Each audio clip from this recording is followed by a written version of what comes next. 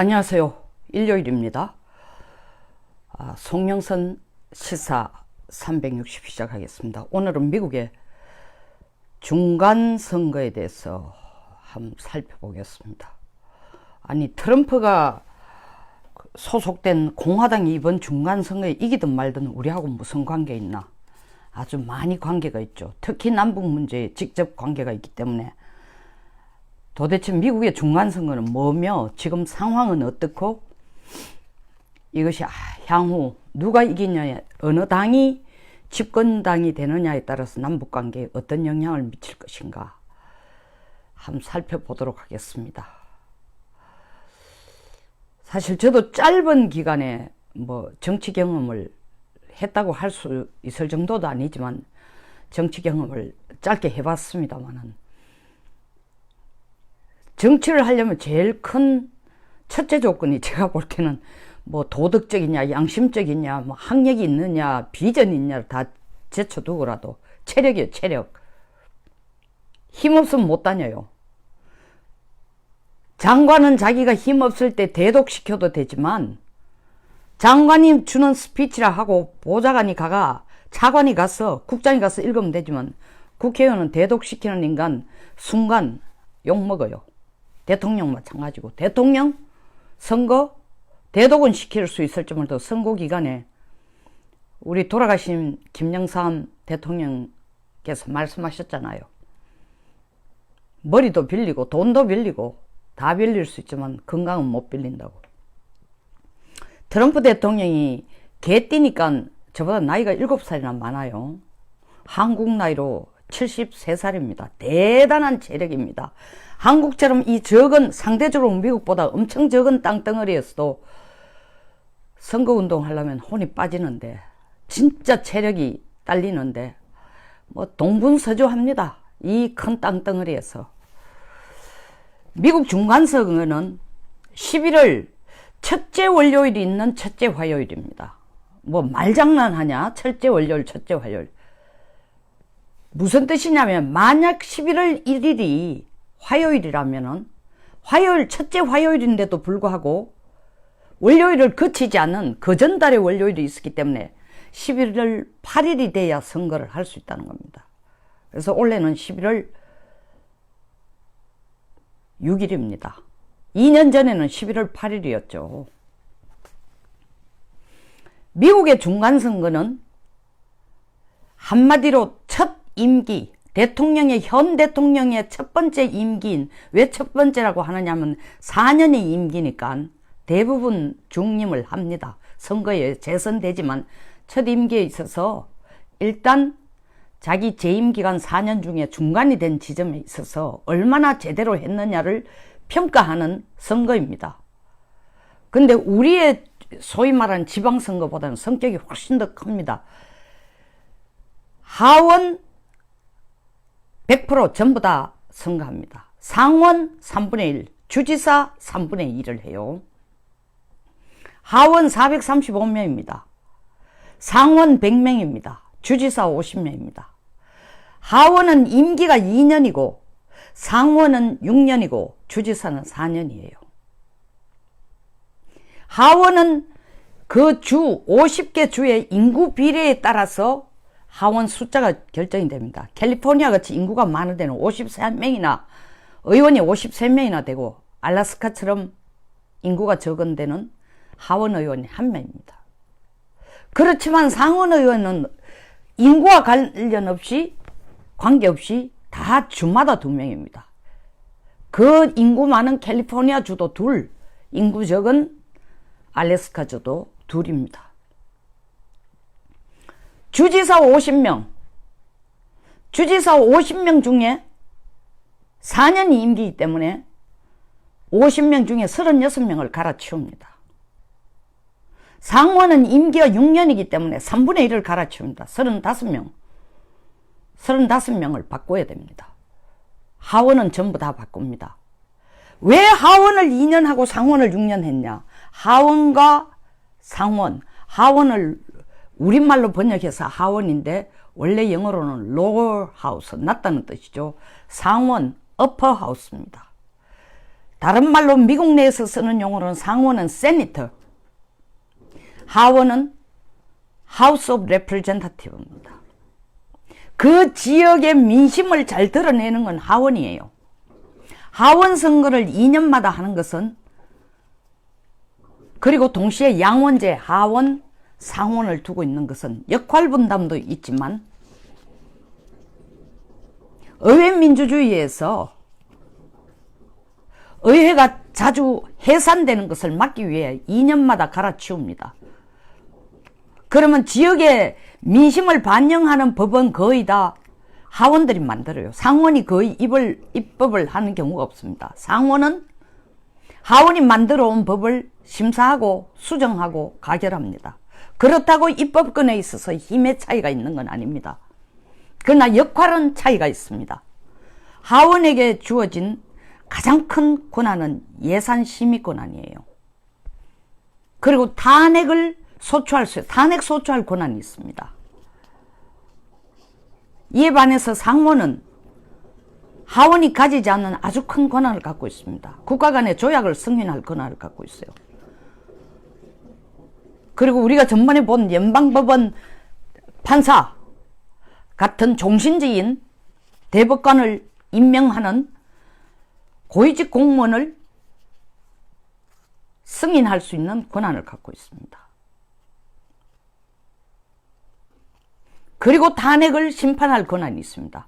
길게 얘기를 짧게 줄이면 탄핵, 혹시 이번 선거, 중간선거에서 하원에서 공화당이 지고 숫자를 밀려가지고 민주당이 더, 현재 공화당은 하원 435명 중에 공화당이 차지하고 있는 의석수는 239석입니다. 하원. 민주당은 193석이에요. 거의 46석 차이 나죠. 예, 그렇습니다. 그리고 상원도 공화당이 51석, 하원이 47석, 무소속이 2석입니다. 하원이 압도적으로 공화당이 많은데도 지금 압도적이랄 것까지는 없지만 상당히 많지만 435명에서 239명이니까 이 과반수에 얼마를 넘습니까? 과반수 같으면 218명이니까 21명이나 더 많지만 공화당이 많이 쫄고 있는 이유는 하원이 탄핵 심판권을 갖고 있습니다. 소추권을 갖고 있습니다. 심판권 아닙니다. 죄송합니다. 소추권을 갖고 있고 상원이 탄핵 심판권을 갖고 있습니다. 다시 말하면 우리는 뭐죠?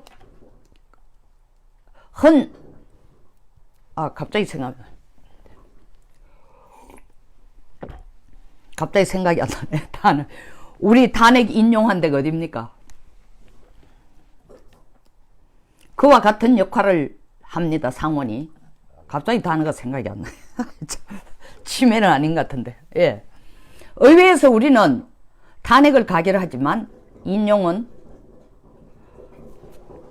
의회가 아닌, 진짜 갑자기 생각이. 예. 미국은 탄핵 심판권을 상원이 갖고 있습니다. 이걸 법적인 이슈라 생각 안 하고 정치적인 이슈라 보는 거죠. 어쨌든 근데 현 상황으로 봐서 민주당이 공화당을 이기려면은 하원과 상원을 다 합쳐 535명이죠. 그러면 민주당이 공화당을 이기려면 과반수를 차지해야 되니까 200 몇 석입니까?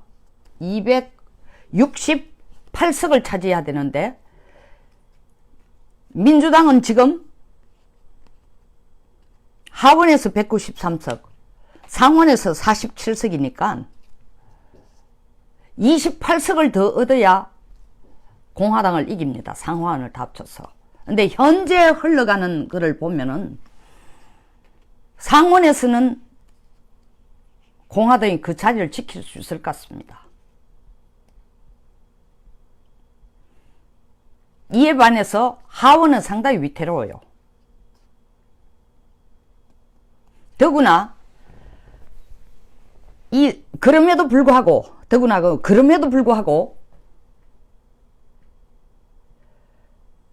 공화당 내에서는 일단 하원도 중요하지만 어떤 일이 있어도 상원은 지켜야 된다라는 생각을 갖고 있는 이유가 이 상원 의원의 임명권을 주지사가 갖습니다. 근데 주지사는 현재로서는 주지사 구성이 33명이 공화당이고 민주당이 16명이고 알래스카가 무소속입니다. 이 중에 이번에 36명을 제가 말씀드렸죠. 주지사는 70% 바꾼다고. 36명을 바꿔야 되는 중에 23명이 바꿔야 되는 그 자리, 선거를 치러야 되는 그 자리에 23명이 현재 공화당 소속이니까 크게 주지사의 자리에서 공화당이 밀릴 걸 걱정을 안 해도 될 것 같습니다. 그럼에도 불구하고 주지사 선거에 공화당이 신경을 쓰지 않으면 안 되는 이유가 주지사가 특별한 권한을 갖고 있습니다. 상원의원 임명권을 주지사가 갖고 있어요. 그러니까 상원에서의 다수 자리를 차지하기 위해서 주지사가 하원을 주지사가 자기의 당과 관계없이 혹은 당적과 관계없이 민주당을 임명할 수도 있습니다. 또 나아가서 상원 의원 자리가 유고나 권리에 의해서 비어 있을 때는 주지사 자신을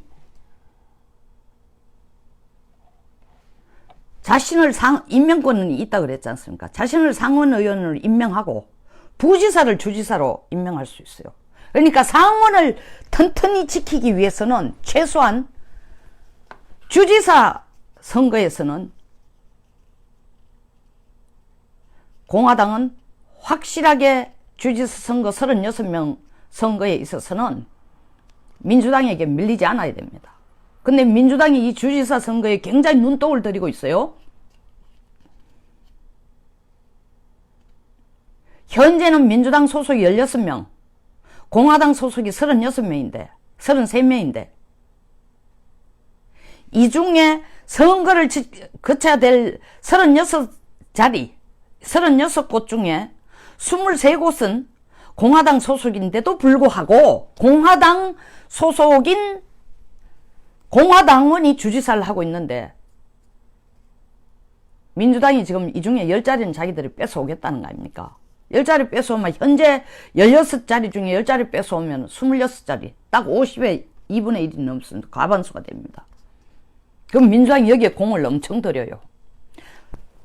상원의원 바로 경쟁에서는 상대적으로 상당히 52대 47이지만 무너뜨리기가 어려우니까 주지사 선거를 통해서 과반수를 차지하려고 애를 쓰고, 하원에서는 민주당 나름대로 28석을 추가적으로 얻을 수 있다고 나름대로 지금 큰 소리를 치고 있습니다. 그러면 트럼프가 만약에 지금 트럼프가 이길 거라 전망하는 데는 뭐 여러 가지 이유가 있습니다. 첫째로 경제가 정말 미국 역사상 49년 만에 실업률이 가장 낮다는 거 아닙니까? 고용률이 최고고 20년 만에 가장 높은 경제 성장률을 보이고 있다는 게 절대적으로 공화당 트럼프에게 유리하죠. 또 두 번째로는 중간선거에 보통 우리도 중간선거 보면 나이 많은 분들 대부분 보수적인 분들이 좀 많이 나옵니다. 근데 미국도 마찬가지로 중간선거에 참여하는 분들을 보면 연세가 많으신 백인으로 보수적이거나 나이가 많은 백인들이 많이 참석해요. 또 트럼프 대통령이 실책이 많다고 막 민주당이 떠들어 제끼지만 막상 이번 중간선거를 넘어서 2년 후에 대선을 치를 때에 대항마가 뚜렷하지 않다는 겁니다. 현재로서는. 그런 이유로 트럼프가 상대적으로 공화당 측에서는 유리하다고 보고 있습니다. 또 민주당은 또 뭐라면 우리가 이긴다. 이유는 도대체 1861년 남북전쟁 이후에 157년간 있어서 거의 80회에 가까운 중간선거를 치르면서 중간선거 치를 때마다의 그 집계를 해보면은 치른 중간선거 전체를 집계를 해보면은 중간선거에서 집권당이 평균 하원의원에서는 32석을 잃고 상원에서는 2석을 잃더라. 다시 말해 중간선거를 통해서 다수당이 아닌 소수당 쪽으로 권력이 이동되더라. 그러니까 이번에는 민주당 차례다. 그리고 지금 두 번째 이유는 트럼프 대통령이 지금까지 여론조사를 해도 50%를 사실 못 넘고 있어요. 뭐 최근에 47%, 아직 트럼프 대통령 되고 난 뒤에 가장 높은 지지율이라고 얘기까지 하고 있습니다만은 어쨌든 그 나오는 여론조사를 보면 민주당이 이기는, 하원에서 이기는 거로 지금 나오고 있습니다. 그리고 여성들이 트럼프를 아주 싫어해요. 뭐 여성 스캔들 많고 여성 비하적인 발언 많고 하니까 이미 인터넷 우편 그리고 직접 현장에 가서 찍는 3가지 방법 중에 사전투표가 과거 어느 때 2000년 전의 2000년 전에 2년 전 2006년 중간선거 아까 생각난 헌재입니다. 헌법재판소에서 우리는 탄핵 인용을 했습니다. 진짜 이 뭐 일나는 거 아닙니까? 뭐 이제 생각나네요. 그걸 미국에서는 상원에서 하는 겁니다. 예? 탄핵 판결을 내리는 거, 심판하는 걸. 다시 되돌아와서 여성들이 싫어하고 이번에는 인터넷 사전투표가 2016년의 중간선거에 비해서 굉장히 투표율이 높다는 겁니다. 그것이 트럼프에게 굉장히 불리한 변수로 작용할 수가 있죠. 그리고 펀드레이징이 현재까지 민주당이 더 잘 되고 있어요. 돈이 더 많이 들어오고 있습니다. 그러니까 트럼프도 다리 펴고 자기는 힘들죠. 자, 그러면 이번에 두 번째 이슈 한번 봅시다. 현재까지로 저는 그럼에도 불구하고 얼마 전에 아주 마지날 아주 슬림 찬스로 다 합쳐가 535명 중에서 268명의 상하원 의원이 당선이 돼야 이기는 건데 저는 그래도 공화당이 이기지 않겠나라고 얘기를 해왔습니다. 자, 열에 하나 공화당이 진다. 혹은 이 중간선거에서 집권당이 다수당이 되면 트럼프가 다음 재집권하는데 어렵고 자기의 정책을 끌어가는데 치명적인 영향을 입을까요? 저는 그 부분에 대해서는 다소 회의적입니다. 왜? 뭐 여러 가지 이슈가 있습니다. 가장 큰 이슈가 지금 미국으로서 미중 무역전쟁, 우리의 입장으로 볼 때는 남북 문제, 뭐 또 이란 문제 등등 있지만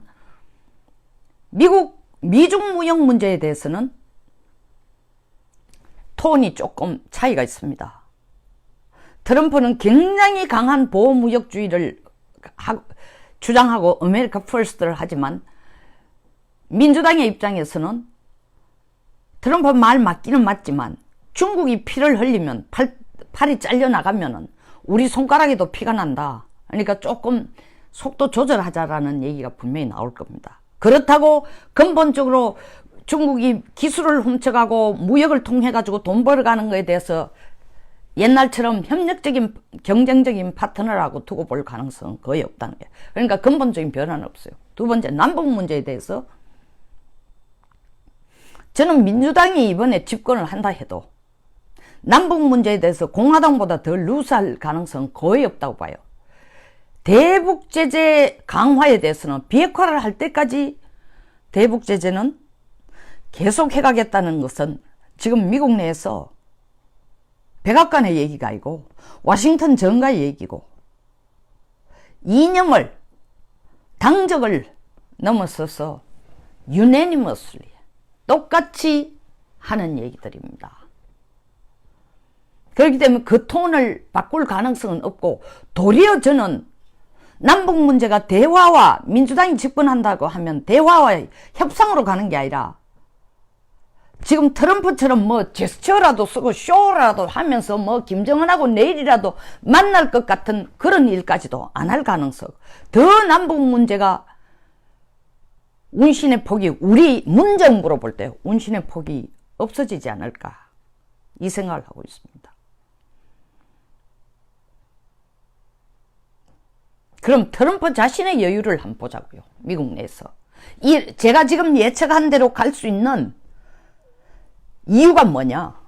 과거 이 미국의 45대, 지금 45대 대통령까지를 거쳐오면서 보면은 중간선거에서 진다고 재선이 안 되거나 중간선거 1차 임기에서의 중간선거에서 진다고 해서 자기 정책을 바꾸거나 그렇지 않은 경우도 굉장히 많다는 겁니다.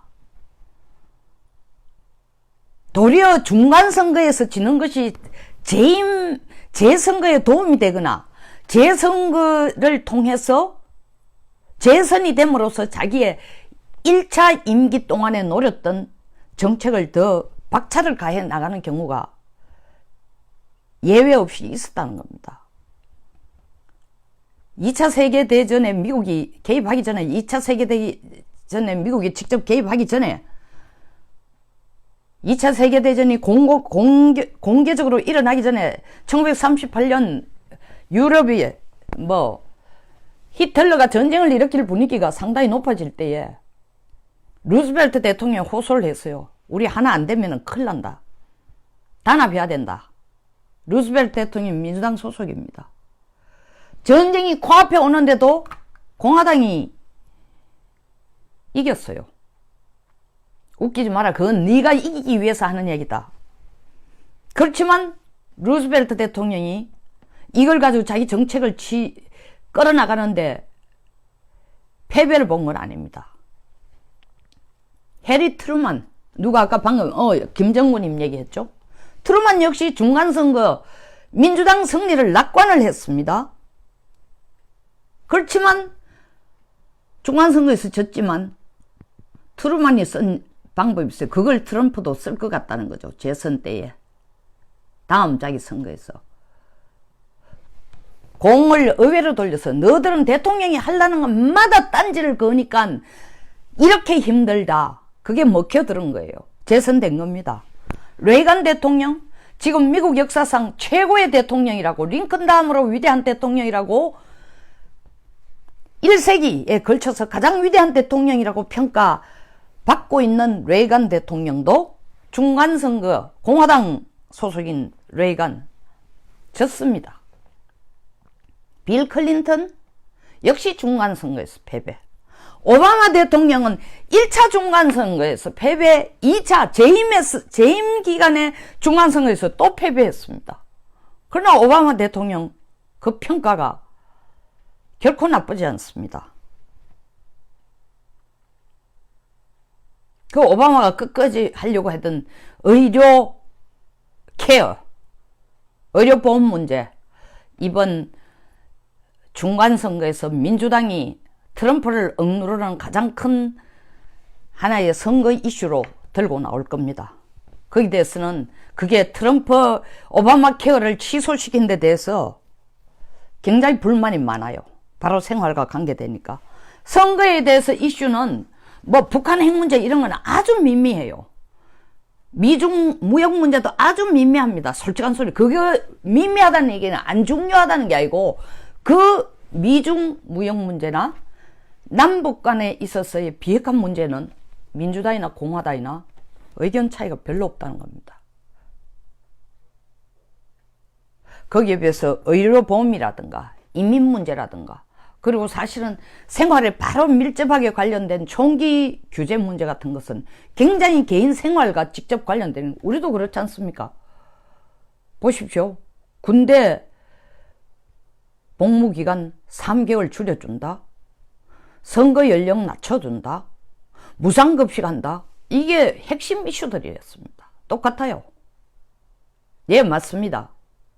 국민 생활에 직접적인 영향을 미치는 정책에 미국이나 한국이나 똑같이 민감한 겁니다. 때문에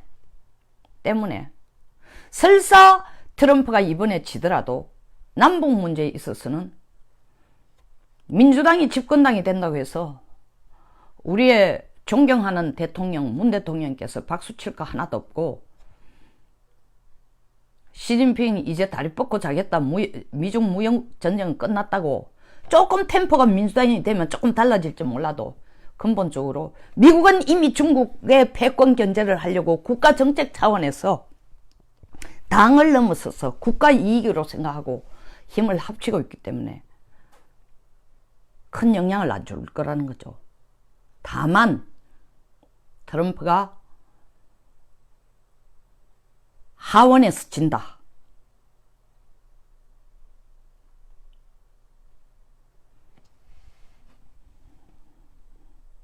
과반수를 정말 넘기지를 못한다. 상원에서 몇 명 더 이기도 2, 3명 더 이기더라도 과반수를 하원에서 이기지 못한다 할 경우에 트럼프에게 가장 큰 위협은 탄핵 소추가 될 가능성입니다. 러시아 게이트 문제가 현재는 아직까지 뮬러 특검이 칼을 들고 칼춤을 추고 있지만 트럼프 목에까지 대지를 못했어요. 근데 중간선거에서 지면은 러시아 게이트 문제 뮬러 특검이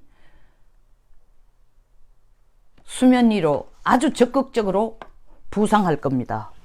지금 뮬러 특검이나 트럼프의 이 사실 탄핵 문제가 바로 아직까지 제대로의 역할을 못하고 있는 거는 공화당이 집권하고 있으니까 청문회에 정인을 강제로 부르는 소환장 발부 권한을 집권당이 갖고 있는 거예요. 다수당이 갖고 있는 거예요.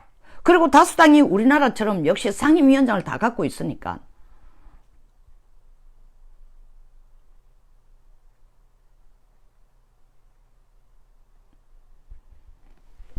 그나마 상원이 이기면 트럼프로서는 중요한 자기의 위상이나 자기의 입장에 치명적인 영향을 못 미치도록 방파제를 칠 수 있다는 거죠. 상원이 이기면. 왜? 상원이 하는 권한들을 보십시오. 탄핵 심판권을 갖고 있어요. 그러니까 하원에서 탄핵 소추시키더라도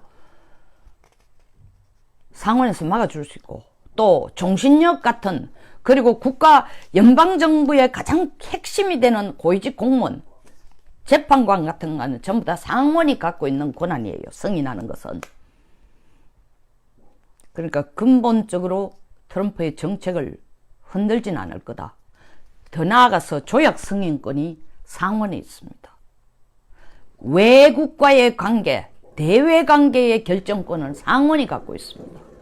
따라서 대외 정책에도 큰 영향을 미치지는 않을 것이다. 8일 남았습니다. 한번 지켜보겠습니다. 그리고 그 중간 과정에 또 미국의 중간 선거에 대해서 또 한 번 더 얘기할 기회를 갖도록 하겠습니다. 김정구님, 탄핵 들어가야 트럼프가 정언이 내를 때리죠. 상당히 재밌는 분석입니다. 아주 재밌고 날카로운 분석이에요. 스케이프고트를 찾아야 되죠, 트럼프가. 그러니까 제가 말씀드린 것처럼 트럼프는 중간선거에 지더라도 우리가 말하는 것처럼 중간선거가 트럼프의 갈 길에 결정타를 때린다. 꼭 그렇지 않다는 거죠. 칼날의 양면의 칼날 양면을 가진 칼을 트럼프가 역시 쥐게 되는 겁니다. 선거의 결과와 관계없이. 여기서 마치겠습니다. 도움이 되셨다면 좋아요와 구독 버튼, 그리고 공유, 많은 분들하고 공유하는 거 꼭 부탁드립니다. 은정님 감사합니다.